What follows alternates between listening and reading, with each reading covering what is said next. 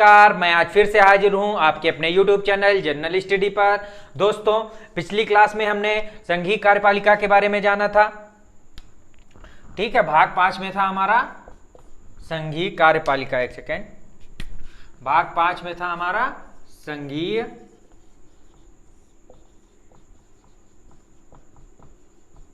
कार्यपालिका।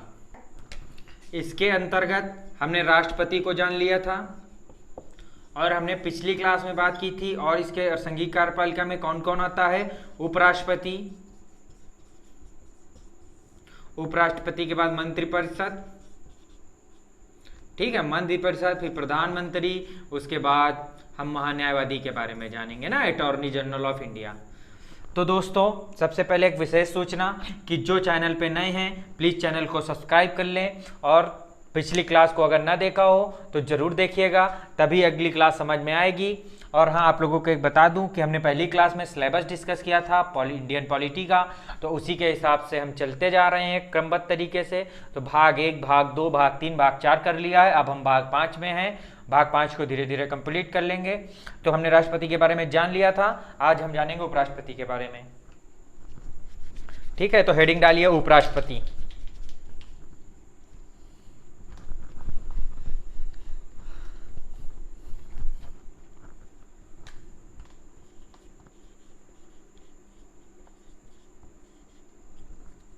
उपराष्ट्रपति सबने सुना होगा। एक सेकेंड, उपराष्ट्रपति, इसके बारे में हम जानेंगे। पहली बात तो यह किस अनुच्छेद में है, लिखिएगा सब पॉइंट करके। अनुच्छेद 63। अनुच्छेद 63 में कहा गया है कि भारत का एक उपराष्ट्रपति होगा। भारत का एक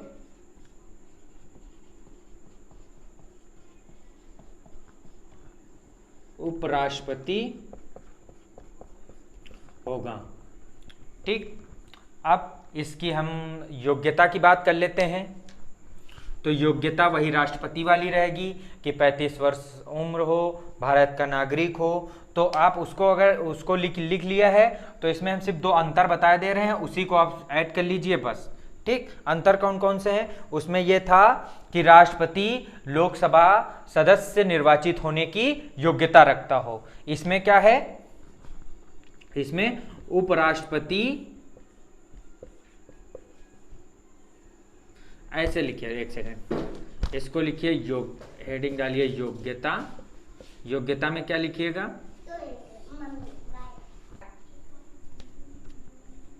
ऐसे लिखिए, राष्ट्रपति की योग्यता के समान, किंतु राज्यसभा सदस्य निर्वाचित होने की योग्यता, निर्वाचित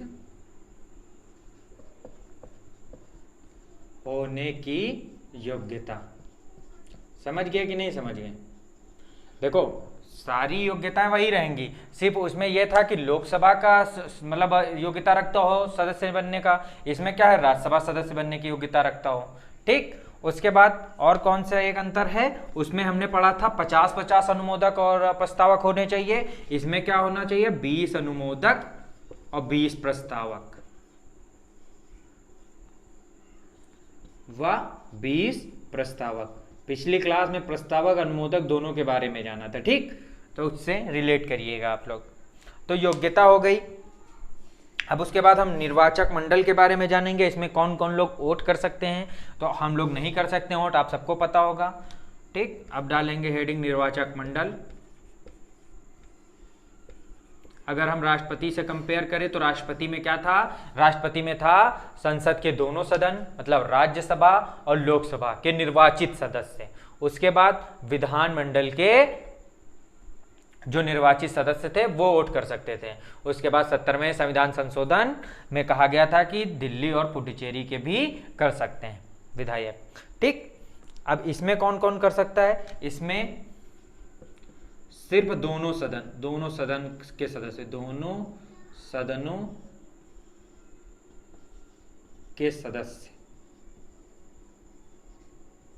इसमें राज्य के विधानमंडल हिस्सा नहीं लेते हैं, सिर्फ लोकसभा और राज्यसभा के सदस्य इसमें हिस्सा लेते हैं। और इसमें निर्वाचित, ये सिस्टम नहीं है कि इसमें निर्वाचित, उसमें सिर्फ निर्वाचित मनोनीत नहीं लेते थे, इसमें मनोनीत निर्वाचित दोनों लेते हैं उपराष्ट्रपति चुनने में। ठीक, तो हमने जान लिया उसकी योग्यता के बारे में, निर्वाचक मंडल के बारे में, और अनुच्छेद 63 में कहा गया है भारत का एक उपराष्ट्रपति होगा। अब उसके बाद सबसे इंपॉर्टेंट बात कि उपराष्ट्रपति जो है राज्यसभा का पदेन सभापति होता है। जैसे लोकसभा में लोकसभा अध्यक्ष होता है, वैसे राज्यसभा में राज्यसभा का एक प्रकार से अध्यक्ष मान लीजिए। राज्यसभा का अध्यक्ष कौन होता है, उपराष्ट्रपति। तो इसको ब्रैकेट में करके लिखिएगा, ऐसे लिख लीजिए, राज्य सभा का पदेन सभापति। ठीक, मतलब राज्यसभा का अध्यक्ष होता है, ये दोनों सदनों द्वारा चुना जाता है, और इसकी जो निर्वाचन पद्धति होती है वो वही होती है जो उसमें थी, अनुपातिक प्रतिनिधित्व वाली प्रणाली। ठीक है, तो इतना नोट कर लिया। अब हम दो तीन बातें और हैं उपराष्ट्रपति के बारे में जान लेते हैं।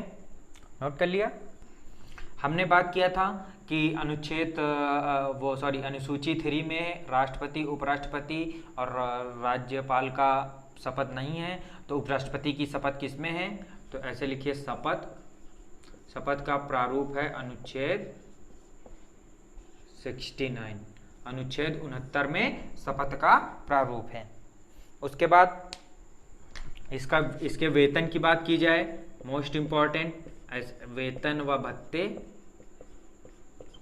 तो अनुच्छेद 97 के तहत लिखिएगा, अनुच्छेद 97 के तहत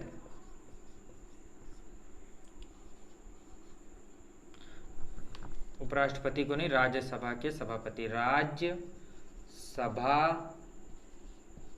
के सभापति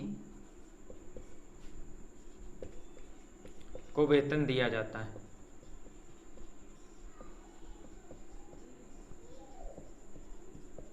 ठीक है, अनुच्छेद 97 के तहत राज्यसभा के सभापति का वेतन दिया जाता है। देखो, एक तो उपराष्ट्रपति होता है और राज्यसभा का सभापति होता है, तो इसको वेतन मिलता है राज्यसभा के सभापति का, उपराष्ट्रपति का वेतन इसको नहीं दिया जाता।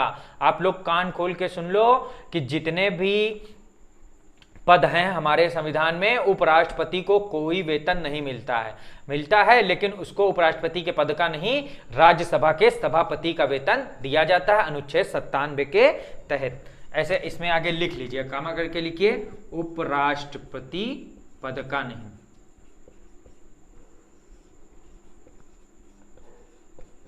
समझ में आया कि नहीं आया? इसके पास 2 पद रहते हैं। देखो, उपराष्ट्रपति जैसे ही चुन दिया जाता है तो राज्यसभा का सभापति हो जाता है, तो अनुच्छेद 97 के तहत उसको राज्यसभा के सभापति का वेतन दिया जाता है और इसको उपराष्ट्रपति का कोई वेतन नहीं मिलता है। ठीक है, तो उपराष्ट्रपति से जितनी भी इंपॉर्टेंट बातें थी हमने डिस्कस कर लिया है। अब हम बात करेंगे मंत्रिपरिषद। अब किसकी बात करेंगे? देखो, उपराष्ट्रपति हमारा खत्म हो गया, अब हम थोड़ा बहुत मंत्रिपरिषद के बारे में जान लेते हैं, जो वनडे एग्जाम के लिए महत्वपूर्ण है। मंत्रिपरिषद, ठीक, तो मंत्रिपरिषद के बारे में हम लोग पहले बेसिक बातें जान लेते हैं। ठीक, एक होता है मंत्रिपरिषद, एक होता है मंत्रिमंडल। सुना होगा आप लोगों ने, मंत्रिमंडल। पहले बात तो मंत्री कौन कौन से होते हैं उसके बारे में जानेंगे। मंत्री, देखो आपने सुना होगा कैबिनेट मिनिस्टर, ठीक, कैबिनेट मंत्री,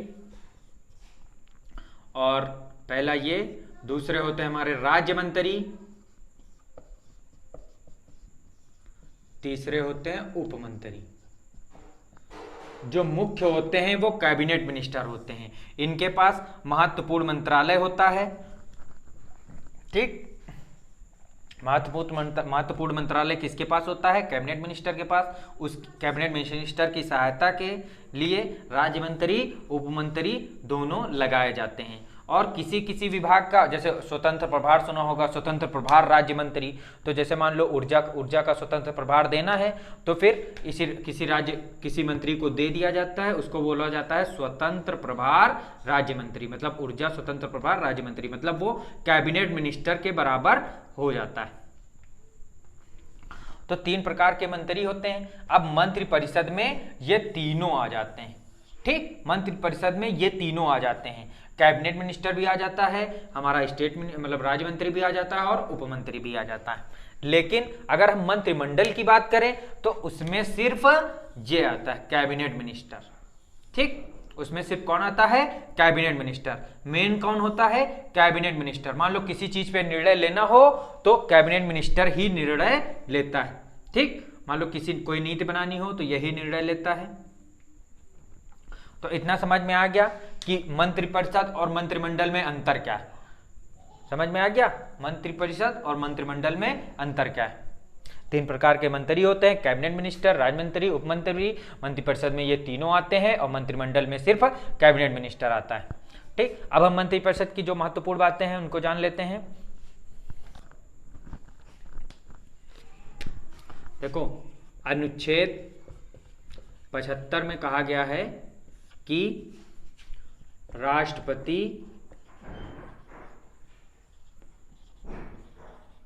प्रधानमंत्री की नियुक्ति करेगा। प्रधानमंत्री की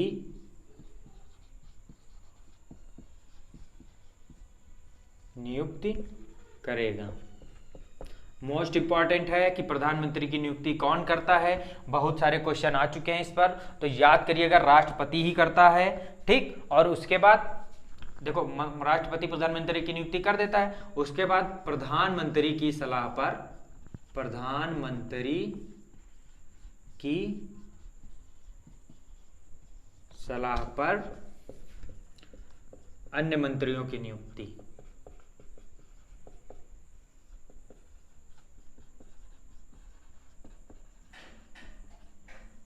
मान लो जैसे प्रधानमंत्री बन गया, उसके बाद प्रधानमंत्री सलाह देगा राष्ट्रपति को कि आप इनको ऊर्जा मंत्री बनाइए, इनको शिक्षा मंत्री बनाइए, ठीक। तो वही राष्ट्रपति बदल नहीं सकता है, जो प्रधानमंत्री कहेगा वो राष्ट्रपति करेंगे, ठीक है। अब मंत्रिपरिषद की शपथ तो पता ही होगा, अनुसूची 3 में निहित है कि शपथ का प्रारूप अनुसूची 3 में, ठीक। उसके बाद इनको 2 शपथ लेनी होती हैं, शपथ लेनी होती है तथा गोपनीयता की शपथ लेनी होती है ना। एक सेकंड, पद की शपथ, पद तथा गोपनीयता की शपथ, कि हम गोपनीयता भंग नहीं करेंगे, गोपनीयता की शपथ, ठीक। तो ये हो गया, ये हो गया। और क्या इंपॉर्टेंट है, और हाँ एक बात और जान लीजिए कि जैसे मान लो कोई सरकार, कोई संसद है, या जैसे मान लो कोई राज्य मंडल है, राज्य विधानमंडल है, या हमारा लोकसभा है, कोई भी सदन है, तो कितने % मंत्री हो सकते हैं या कितने मंत्री हो सकते हैं। ऐसे तो लोक लुभावन में बहुत सारे मंत्री बनाए जा सकते हैं, आओ तुमको मंत्री बना दे, आओ तुमको मंत्री बना दे, पर संविधान ने एक संख्या डिसाइड कर दी है या परसेंटेज डिसाइड कर दिया है कि जितने भी सदस्य होंगे उसके 15% मंत्री बन सकते हैं, ठीक। मात्र 15% मंत्री बन सकते हैं। तो इसको ऐसे करके लिखिएगा, मंत्रिपरिषद की संख्या कुल सदस्यों की 15%, देखो इससे अधिक नहीं हो सकती, लेकिन इससे कम भी हो सकती है ना, कि मान लो जिस नहीं है कोई मंत्रालय बनाना, 85 मंत्री अपना रखे है। ठीक, तो ये हो गया। उसके बाद जो मंत्रिपरिषद होता है लोकसभा के प्रति उत्तरदायी होती है, ये भी लिख लीजिए। ये किसके प्रति उत्तरदायी होती है? मंत्रिपरिषद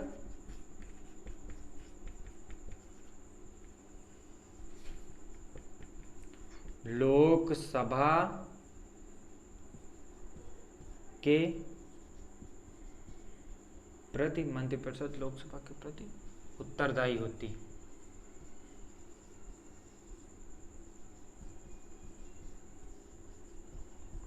लेकिन अगर हम व्यक्तिगत रूप से देखें, जैसे मंत्रिपरिषद के जो सदस्य होते हैं वो राष्ट्रपति के उत्तरदायित्व होते हैं।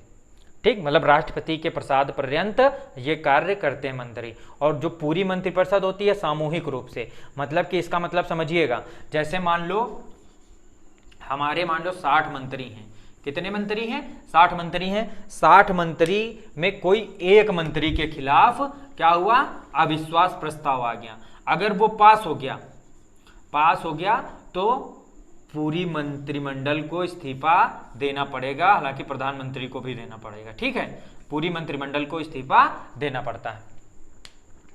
तो ये भी क्वेश्चन बहुत पूछा जाता है, मंत्रिपरिषद लोकसभा किसके प्रति उत्तरदायी होती है? तो मंत्रिपरिषद लोकसभा के प्रति उत्तरदायी होती है। अगर मंत्रिपरिषद के हम सदस्यों की बात करें, ठीक, मंत्रिपरिषद लोकसभा के प्रति मंत्रिपरिषद सामूहिक रूप से, यहां लिख लीजिए सामूहिक रूप से, ऐसे ज्यादा बढ़िया रहेगा, सामूहिक रूप से।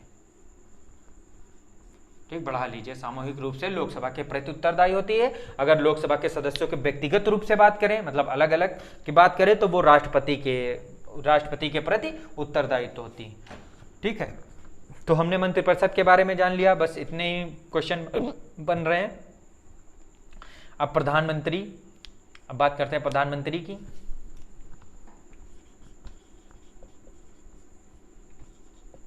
प्रधानमंत्री, इसके बारे में सबको पता होगा, नहीं पता है तो जान लीजिए, हालांकि क्वेश्चन नहीं आते हैं, पर एक नॉर्मल सी बात है, सबको पता होना चाहिए।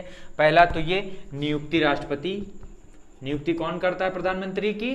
तो अभी पिछले लिखा है हमने, राष्ट्रपति जी करते हैं। ठीक, और ये बहुमत दल का नेता होता है, जिसके पास बहुमत होती है उस दल का वो एक नेता चुनते हैं कि हमारा प्रधानमंत्री बनेगा, तो प्रधानमंत्री बहुमत दल का नेता होता है। ठीक है, और एक इम्पॉर्टेंट बात कि पहले प्रधानमंत्री बनने से पहले किसी सदन का सदस्य होना चाहिए या नहीं होना चाहिए? सदस्य होना चाहिए। जैसे मान लो अगर प्रधानमंत्री बन रहा है तो राज्यसभा या लोकसभा का सदस्य होना चाहिए। अगर नहीं भी है तो उसको प्रधानमंत्री बना दिया जा रहा है तो उसको 6 महीने के अंदर किसी भी सदन में सदस्यता ग्रहण करनी होती है। ठीक, उसको सदस्य बनना पड़ेगा 6 महीने के अंदर, या तो राज्यसभा का सदस्य बनेगा या तो लोकसभा का सदस्य बनेगा। जैसे हमारे मनमोहन साहब थे, वो राज्यसभा के सदस्य थे, और जो हमारे प्रेजेंट टाइम पे हैं प्रधानमंत्री मोदी जी, तो वो लोकसभा के सदस्य हैं। ठीक है, तो इसको नोट करिए। कैसे नोट करिएगा? हम लिखते हैं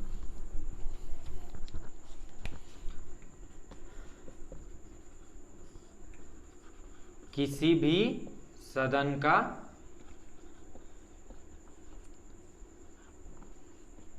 सदस्य होना चाहिए। ठीक,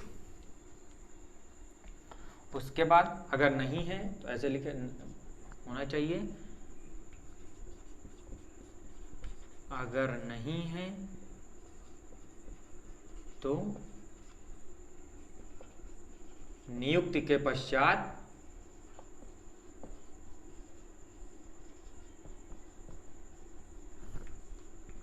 छह महीने के अंदर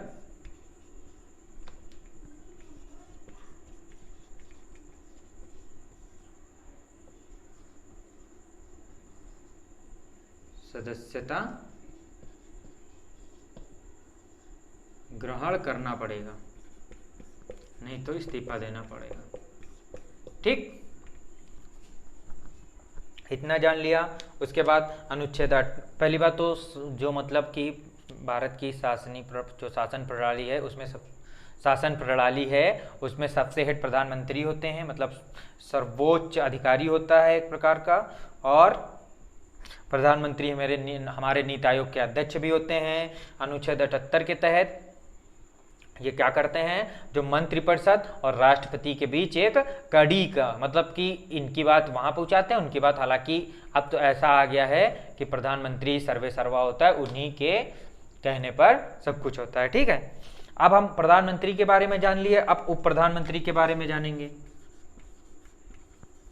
देखो, उप प्रधानमंत्री संविधान में ऐसे शब्द का कहीं उल्लेख ही नहीं, मतलब उप प्रधानमंत्री है ही नहीं हमारे संविधान में। यह सिर्फ व्यवहारिक रूप से एक, मतलब देखा जाए तो लुभावने तरीके से, मतलब कि उनको जैसे मान लो कि आओ तुमको, चलो अच्छा कुछ नहीं, तुम्हारा पद ही देते हैं, उप प्रधानमंत्री तुमको बना देते हैं। संविधान में ऐसा है नहीं, सिर्फ उनको समझाने के लिए बना दिया जाता है कि आप उप प्रधानमंत्री हो। ठीक, अब हम प्रधानमंत्री हो गया, उप प्रधानमंत्री हो गया। अब हम बात करेंगे भारत के महान्यायवादी के बारे में। ठीक, इतना नोट कर लिया। भारत का महान्यायवादी एक प्रकार से जान लीजिए भारत सरकार का वकील। ठीक, attorney general of India, attorney general of India. ठीक, अब यह किस अनुच्छेद के तहत है तो लिखिएगा, अनुच्छेद 76 में बात की गई है। अनुच्छेद 76 के तहत महान्यायवादी का पद।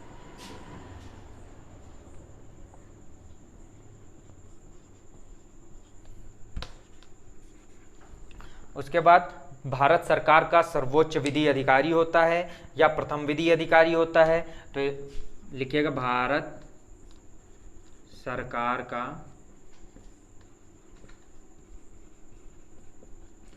सर्वोच्च विधि अधिकारी। ठीक, या प्रथम विधि अधिकारी।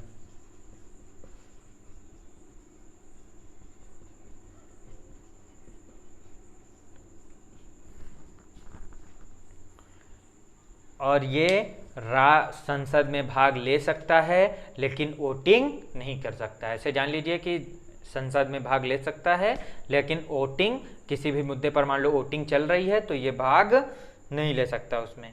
और इसकी सहायता के लिए एक सॉलिसिटर जनरल तथा 2 अतिरिक्त सॉलिसिटर जनरल भी नियुक्त किए जाते हैं। ठीक है, आप बस इतना इंपॉर्टेंट है, अनुच्छेद 76 के तहत महान्यायवादी, भारत सरकार सर्वोच्च अधिकारी। अच्छा, ये वाला लिख लीजिए कि अनुच्छेद 88 के तहत दोनों सदनों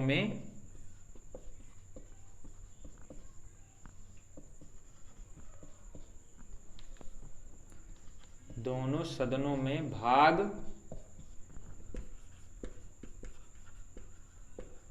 ले सकता है परंतु मतदान नहीं कर सकता।